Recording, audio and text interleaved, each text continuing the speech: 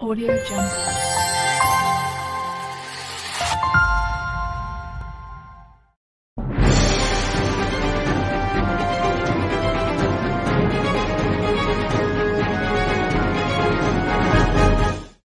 Susulan satu kejadian pergaduhan yang tercetus di projek perumahan rakyat PPR Intan Baiduri di Ibu Negara Ahad lalu. Beberapa unit kediaman kosong di projek perumahan rakyat PPR Lembah Subang diceroboh untuk dijadikan sebagai sarang penagihan dadah. Assalamualaikum. Hari ini saya dan rakan-rakan saya iaitu Azrin, Anis dan Alisha akan membentangkan tentang program PPR Ku Selamat. Sebelum itu, mari kita dengarkan dahulu temu bual yang disediakan. Secara jujurnya kan berasa kurang selamatlah berada di PPR ini. First kali disebabkan kes kecurian. So kes kecurian ni still berlaku walaupun pihak PPR dah pasang beberapa CCTV macam dekat parking motor, parking kereta. So kami risaulah jika harta benda kami hilang ke. So yang kedua adalah disebabkan golongan muda yang suka melepak. Bila diorang melepak ni, diorang bukan just melepak, tapi diorang mencetuskan pelbagai masalah macam tindakan vandalism seperti menconteng di kawasan rumah jiran, ataupun mereka baling bercun ke, mereka buat bising sampai mengganggu ketenteraan komuniti lain. Soalan pertama, pernah tak ada kejadian jenayah di kawasan kediaman PPR anda? Jawapan untuk soalan pertama semestinya ada. Mostly mana-mana PPR pun mesti akan ada jenayah yang berlaku. Dekat kawasan rumah saya ni boleh dikatakan selalulah jenayah mencuri ni ada. Pernah berlaku mencuri batang paip, barang-barang yang kita letak di luar rumah, slipper. Kadang-kadang pecah masuk rumah orang pun pernah ada. Lepas tu seterusnya adalah jenayah lepak. Kalau lepak ni, lepak saja tak apa. Ni lepak sampai pagi. Lepas tu bising, dia memang sangat mengganggu ketenteraman jiran-jiran yang nak tidur, yang kerja. Lepas tu segolongan remaja 2 orang duduk berdua-duaan. Seterusnya adalah isap dadah. Dekat kawasan rumah saya ni pernah je polis datang serbu segolongan remaja yang tengah isap dadah. Setelah mendengar perkongsian daripada penduduk PPR, kami bercadang untuk melaksanakan program PPR Ku Selamat. Oleh itu, justifikasi program akan dibentangkan oleh saudari Alisha. Terdapat 4 justifikasi program PPR Ku Selamat. Yang pertama, 170 buah PPR di seluruh Kuala Lumpur dikenal pasti sebagai kawasan yang berisiko tinggi untuk mengalami kegiatan jenayah dadah. Risiko ini wujud kerana kepadatan penduduk di PPR itu sendiri yang sering kali menyumbang kepada gejala sosial. Malah, kepunyaan ruang-ruang kosong yang tidak digunakan seperti rumah yang tidak berpenghuni, taman-taman yang terbengkalai serta ruangan di bawah tangga seringkali menjadi ruang untuk kegiatan jenayah dadah berlaku. Yang kedua, kegiatan jenayah seperti mencuri, pergaduhan dan pecah masuk kerap kali dilaporkan oleh penduduk PPR. Misalnya, menurut survei yang dilakukan oleh Akhbar Majoriti, 60% penduduk PPR pernah berhadapan dengan insiden kecurian. Yang ketiga, keadaan persekitaran PPR terutamanya fasiliti yang sering digunakan oleh penduduk tidak diselenggara dengan baik. Misalnya, pada tahun 2019, negara dikejutkan dengan kejadian lift terhempas di PPR Kerinci sehingga menyebabkan kecederaan kepada 8 orang. Yang keempat, stigma dan label pengotor yang sering dikaitkan oleh masyarakat terhadap komuniti PPR. Walau bagaimanapun, stigma dan label ini adalah berasas kerana beberapa PPR terkenal dengan kekotorannya. Misalnya, PPR Seri Pantai yang terkenal dengan insiden sampah terbang di mana penduduk membaling sampah sisa mereka daripada tingkat atas hingga ke bawah. Bukan saja mencederakan individu lain, malah menyebabkan kerosakan harta benda awam serta peribadi dan juga kekotoran yang melampau di laluan-laluan utama. Walaupun tidak semua PPR mempunyai kejadian sebegini, namun kesannya terpalit kepada PPR-PPR lain secara keseluruhan di mana masyarakat hanya membuat generalisasi dan melabel semua PPR sebagai kotor. Terdapat 4 objektif utama dalam program PPR Ku Selamat. Yang pertama, untuk meningkatkan tahap keselamatan komuniti di PPR. Yang kedua, untuk menerapkan rasa tanggungjawab penduduk PPR terhadap keselamatan komuniti mereka. Yang ketiga, untuk menghapuskan stigma dan stereotip yang ada dalam masyarakat terhadap komuniti PPR. Dan yang keempat, untuk menghilangkan ketakutan terhadap perlakuan jenayah atau fear of crime dalam kalangan penduduk di PPR. Bagi kumpulan sasaran pula, golongan belia dilihat merupakan mereka yang berisiko untuk terlibat dengan kegiatan jenayah. Oleh itu, kami mensasarkan golongan belia di PPR Lembah Pantai sebagai kumpulan sasaran. Nama saya Anis, jadi saya akan teruskan dengan pembentangan yang seterusnya iaitu mengenai pencegahan primer. Jadi pencegahan primer yang kami pilih ialah konsep CPTED yang merupakan teori yang dikemukakan oleh C. Roy Jeffrey. Konsep ini digunakan sebagai salah satu cara untuk mencegah jenayah dan berdasarkan kepada idea bahawa reka bentuk persekitaran fizikal secara efektif boleh mempengaruhi perlakuan manusia dari melakukan kesalahan serta mengurangkan perasaan takut berlakunya jenayah dan juga meningkatkan kualiti dan kualiti persekitaran dan kehidupan. Jadi, program yang dijalankan ini akan berdasarkan kepada 3 strategi utama CPED. Yang pertama ialah pengawasan terancang yang merupakan pengawasan dibuat melalui perondaan, pengawal keselamatan ataupun persatuan penduduk. Tujuan utama strategi ini adalah untuk meningkatkan tahap pengawasan orang awam melalui pendekatan eyes on the street terhadap jenayah dan seterusnya dapat menimbulkan rasa tidak yakin penceroboh untuk melakukan jenayah. Jadi, Jacob 1961 mengatakan bahawa konsep eyes on the street merupakan di mana pengguna yang menggunakan laluan akan menggalakkan pemerhatian bagi sesebuah ruang yang dapat mengurangkan berlakunya jenayah. Oleh itu, di bawah pengawasan, kami akan melaksanakan skuad rondaan malam ataupun dipanggil sebagai skuad Roma di kawasan PPR yang akan diterangkan oleh pembentang seterusnya. Yang kedua, melalui penyelenggaraan dan pengurusan. Prinsip ini menekankan kepada keperluan untuk menyelenggara dana menguruskan kawasan dan bangunan secara berkala dan berterusan oleh pihak pengurusan, penghuni dan juga komuniti. Kewujudan kawasan terbiar boleh menggalakkan aktiviti jenayah dan sosial yang negatif. Oleh itu, di bawah penyelenggaraan, kami melakukan program IDP yang juga akan diterangkan oleh saudari Aisyah sebentar nanti. Yang terakhir sekali ialah sokongan aktiviti. Sokongan aktiviti dilakukan untuk meningkatkan lagi kesedaran orang awam tentang kegiatan jenayah yang berlaku pada masa kini. Untuk sokongan aktiviti, kami melaksanakan kempen kesedaran untuk memberikan kesedaran kepada komuniti tentang jenayah. Seterusnya, saya akan menerangkan tentang bajet program. Untuk program yang akan dilaksanakan, kami fokus kepada kawasan PPR di Lembah Pantai yang merangkumi PPR Cempaka, PPR Sri Pantai, PPR Kampung Limau, PPR Kerinci, PPR Sri Anggerit dan juga PPR Pantai Ria. Untuk program pertama iaitu program rendaan, ianya akan memakan kos sebanyak 199.70 sen yang merangkumi rechargeable LED light, security vest, whistle dan juga walkie-talkie. Untuk program yang kedua pula iaitu gotong royong, ianya akan memakan kos sebanyak 3,900 yang merangkumi penyapu, penyodok, sabun pencuci, cat Jordan, plastik sampah, berus, water jet, hardware tools, plaster dinding, lampu dan juga makanan. Yang ketiga pula, untuk program stand up, ianya akan memakan kos sebanyak 1,100 yang merangkumi hamper dan juga makanan. Dan untuk program yang terakhir iaitu program speak up, ianya akan memakan kos sebanyak 2,000 yang merangkumi hamper, makanan dan juga pocket angel untuk kit keselamatan yang akan diberi kepada peserta yang akan hadir. Jadi untuk jumlah keseluruhan akan menjadi sebanyak 7,199.70 sen dan bajet itu hanya untuk satu PPR sahaja.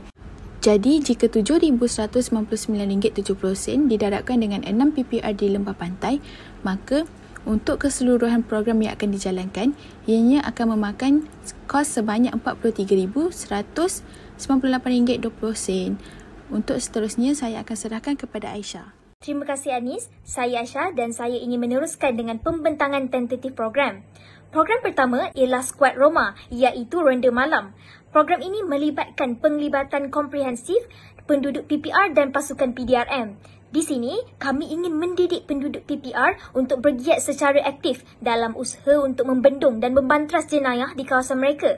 Hal ini kerana pucuk pangkalnya persekitaran yang harmoni lahirnya daripada komuniti setempat yang bersikap prihatin dan bekerjasama. Dalam konteks kepentingan rondaan secara sukarela, sepanjang program berlangsung, kami akan memastikan penduduk di PPR untuk menubuhkan sebanyak mungkin pasukan sukarela daripada kalangan penduduk PPR untuk membuat rondaan dan kawalan secara berkala bersama pihak PDRM pada waktu malam. Selain itu, program ini menggalakkan komuniti di PPR ini sendiri bertindak sebagai mata-mata dan telinga-telinga pihak berkuasa. Bukan itu sahaja, kami akan menyediakan kit rondaan seperti lampu suluh, ves keselamatan, whistle dan walkie-talkie sebagai persediaan kepada mereka untuk menjalankan tugas dengan baik. Dalam konteks kepentingan rondaan oleh pihak PDRM pula, menurut Berita Harian pada tahun 2021, ia merupakan satu isu yang serius di mana terdapat beberapa unit kediaman kosong di PPR Lembah Subang yang dijadikan sebagai sarang penagihan dadah. Oleh itu, tujuan penggabungan rondaan oleh penduduk dan juga pihak PDRM yang akan dijalankan oleh kami adalah untuk memudahkan proses pihak PDRM bagi melakukan penangkapan di unit kediaman kosong yang dijadikan sebagai lokasi penagihan dadah. Rondaan bersama penduduk dan pihak PDRM akan dijadikan sebagai satu platform untuk memudahkan pihak PDRM membanteras dan menangkap individu yang melakukan jenayah. Dengan bantuan dan sokongan daripada pasukan rondaan secara sukarela oleh penduduk, ia dapat membantu PDRM untuk mengesan dan menghidu bau-bau kegiatan jenayah kerana penduduk di PPR lebih arif tentang kawasan persekitaran mereka. Lebih-lebih lagi dibantu pula dengan bidang kuasa PDRM yang sememangnya berperanan untuk menangkap penjenayah yang melakukan jenayah. Seterusnya adalah program IDP iaitu pendekatan pemerkasaan imej dan penyelenggaraan. Objektif utama program ini adalah untuk melahirkan persekitaran yang bersih, positif dan bebas daripada jenayah. Tujuan utama kami mengetengahkan aktiviti menyelenggara segala kemudahan awam di PPR kerana sesetengah kawasan PPR tidak diselenggara dengan baik. Bahkan terdapat beberapa fasiliti yang terbengkalai dan tidak dijaga dengan rapi oleh penduduk maupun pihak berkuasa. Program ini memerlukan kerjasama daripada pihak DPKL secara menyeluruh kerana bidang kuasa mereka yang berfungsi penuh ke atas perancangan bandar serta penyelenggaraan umum. Bukan itu sahaja, keadaan kebersihan di kawasan PPR yang tidak terjaga dengan baik boleh mewujudkan keadaan yang tidak sihat. Bahkan kesannya lebih buruk apabila keadaan tersebut membuka peluang kepada penjenayah untuk melakukan jenayah sosial kerana persekitaran merupakan simbolik keharmonian penduduk. Antara perancangan program IDP ialah mengadakan aktiviti gotong royong bersama komuniti di PPR. Kami akan menyediakan alatan pembersihan yang lengkap bagi memudahkan aktiviti pembersihan. Selain itu, memastikan fasiliti yang disediakan digunakan dengan positif. Hal ini kerana terdapat kemudahan yang tidak dimanfaat dengan baik di PPR. Mengambil berat tentang isu tersebut, kami akan menyediakan peralatan yang mencukupi untuk membaiki sebarang fasiliti yang mengalami kerosakan seperti lampu dan sebagainya. Jika terdapat kemudahan yang tidak diaplikasikan dengan baik, program ini akan memastikan ianya digunakan dengan berfaedah. Sebagai contoh, menjadikannya sebagai ruangan komuniti dan bukannya tempat untuk dijadikan sebagai sarang penagihan dadah misalnya. Tambahan lagi, kami akan mengetengahkan isu ini kepada pihak DBKL supaya kerja membaiki kerosakan menjadi lebih cepat dan mudah. Dan akhir sekali, menerusi program IDP, kami akan memastikan wakil penduduk PPR membentangkan laporan penyelenggaraan kepada ADUN pada setiap tahun untuk memantau kualiti penyelenggaraan. Oleh itu, dengan pemantauan secara berkala oleh pihak berkuasa, ia dapat membantu penduduk di PPR mencapai kualiti hidup yang harmoni dan sejahtera. Terima kasih Aisyah. Hai, saya Azrin. Kita teruskan dengan tentatif perancangan program yang ketiga iaitu kempen kesedaran. Kami telah sebulat suara bersama pihak DBKL untuk adakan dua kempen kesedaran iaitu program Stand Up dan program Speak Up. Pertama sekali, program Stand Up dilaksanakan untuk beri pendidikan kepada penduduk PPR, khususnya belia, agar mereka mempunyai asas pengetahuan jenayah dalam kawasan komuniti mereka. Dalam program ini, seorang penceramah daripada pihak PDRM akan dijemput untuk memberi taklimat pencegahan jenayah, misalnya mengenai bentuk-bentuk jenayah, statistik jenayah dan kesan jenayah ke atas mangsa. Bukan itu sahaja, penceramah juga akan berkongsi berkenaan hukuman-hukuman ke atas penjenayah dengan lebih terperinci sebagai ancaman kepada orang awam daripada melakukan jenayah.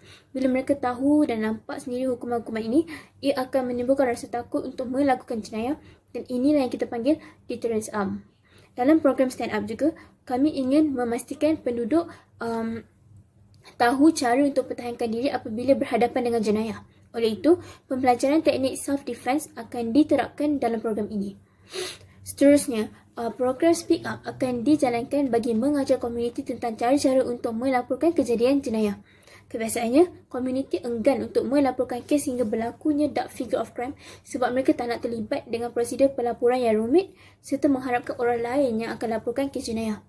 Oleh itu, pendedahan berkenaan kepentingan melaporkan jenayah serta prosedur pelaporan jenayah yang betul akan diberikan oleh penceramah dari pihak PDRM agar masyarakat lebih cakna akan perkara ini. Bukan itu sahaja, kami juga ingin memastikan penduduk membiasakan diri untuk ambil berat terhadap situasi yang berlaku dalam kelompok kejiranan mereka.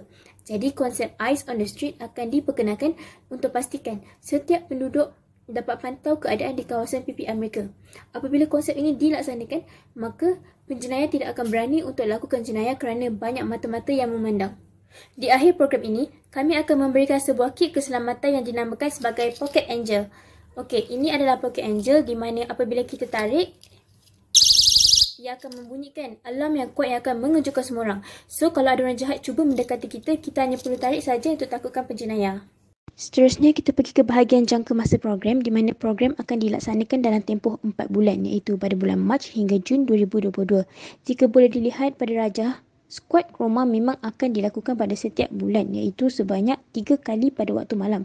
Ini adalah untuk memastikan keterlibatan antara pihak berkuasa dan penduduk PPR benar-benar mampu untuk mencegah jenayah. Okey, pada bulan Mac, aktiviti kempen kesedaran Stand Up akan dilaksanakan selama 2 jam setengah dari pukul 10.30 pagi hingga 1 petang. Dan kemudian pada bulan April, program Speak Up pula yang akan dijalankan juga selama 2 jam setengah bermula 10.30 pagi hingga 1 petang. Beralih kepada bulan Mei, sesi penyelenggaraan akan dilakukan dari pagi hingga ke petang bagi memastikan setiap kawasan PPR di setiap blok dapat diselenggara. Dan akhir sekali, pada bulan Jun, sesi gotong royong akan dijalankan bersama penduduk PPR pada jam 10.30 pagi hingga 4 petang.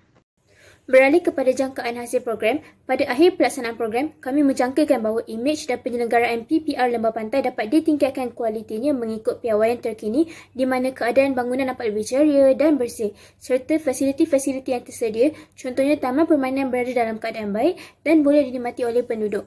Seterusnya, kami menjangkakan akan berlakunya penurunan kadar jenayah di PPR sama ada dalam konteks najis dadah maupun kecurian harta benda.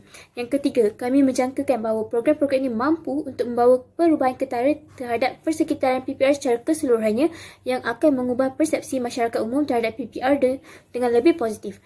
Di sini, stigma berkenaan PPR kotor dan banyak jenayah diharapkan dapat lenyap daripada menjadi bualan masyarakat. Akhir sekali, kami berharap setelah berakhirnya program, penduduk PPR mempunyai inisiatif sendiri untuk menjaga keselamatan setempat dan mengekalkan kesejahteraan kawasan kejiranan dengan baik dan bukan hanya sekadar hangat-hangat tai ayam.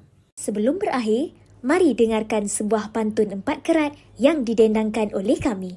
Hidup berjiran, saling muafakat. Berkasih sayang tanpa sengketa. Kalau jenayah tidak disekat, Nescaya hidup akan derita. Menuju sifar jenayah. Sekian, itu sahaja daripada kami. Terima kasih.